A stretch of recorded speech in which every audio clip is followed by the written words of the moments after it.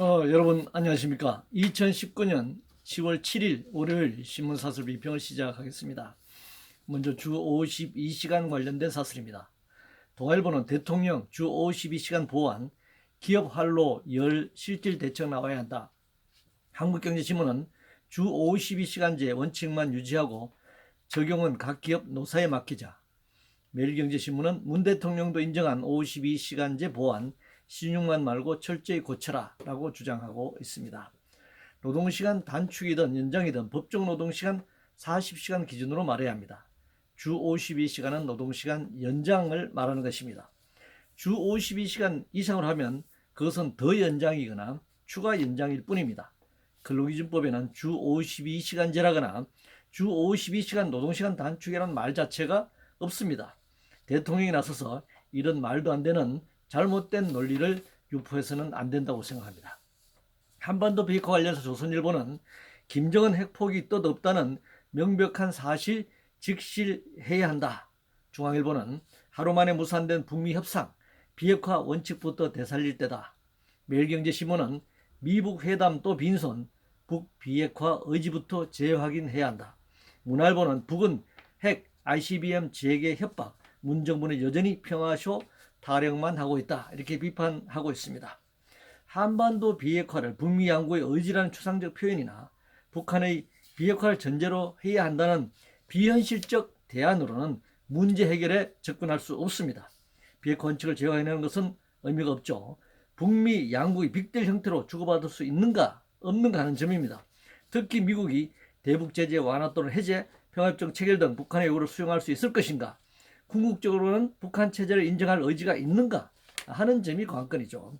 상대를 인정할 의사가 없다면 협상은 한 발짝도 나아갈 수 없습니다. 떡 하나 주면 안 잡아먹지라는 동화가 있는데 현실이 그걸 반영하고 있다 이렇게 생각합니다. 조국 장관 관련해서 조선일보는 좌우를 떠나 발염치, 철면피 장관을 어떻게 수호하나, 조선일보는 헬기까지 띄워 조국 수호 대대적 보도한 TV방송들, 중앙일보는 나라의 분열 언제까지, 대통령이 솔로몬의 지혜를 발휘해야 한다. 동아일보는 검찰은 조국 수사 속도 내고 여야는 분열 갈등 조작 말라. 동아일보는 여 의원의 고발장 직접 받으면 사진 포즈까지 취해준 경찰청장. 문화일보는 조국 부부 파렴치와 문정부 법치 농락 임계점 넘었다.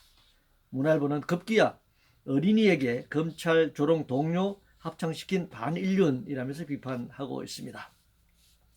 좌우나 국론 분열 문제가 아니죠. 조국 일가의 범죄 행위나 검찰의 역시 구체적인 팩트나 구체적인 제도 문제라고 할 수 있습니다. 특별한 이념이나 노선의 문제가 아닙니다. 그런데 노선의 문제로 몰고 가는 것은 한쪽은 조국 사수를 통해 권력을 유지하는 것이고 다른 쪽은 조국을 끌어내리고 문재인 정부를 궁지에 몰아 권력을 되찾는 데 그 목적이 있어 보입니다. 다른 해법은 없습니다. 조국에 대한 수사에 착수하고 문재인 대통령이 말한 대로 범죄 여부를 가리면 되는 것입니다.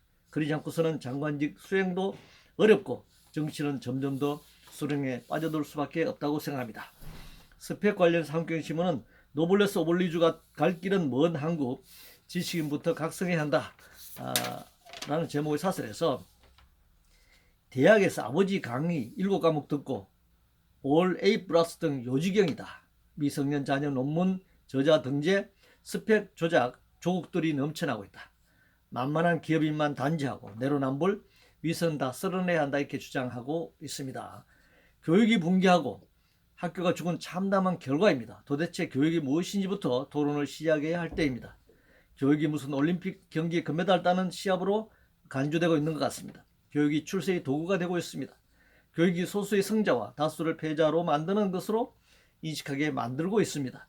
수단 방법을 가리지 않고 경쟁에서 승리하는 것을 목표로 하고 있습니다. 교육이 추구하는 인간의 행복과 창의성 공동체 정신은 온데간데 없이 사라지고 있는 그런 잘못된 현실입니다.